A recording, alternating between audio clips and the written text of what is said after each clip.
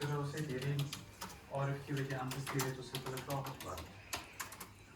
Ja, maar ik zie het niet dat hulle nog gestuurd het. Ik heb even zo'n document gestuurd. Ik heb het vraag naar RFQ gestuurd. Ook met hulle dan weer het gestuurd.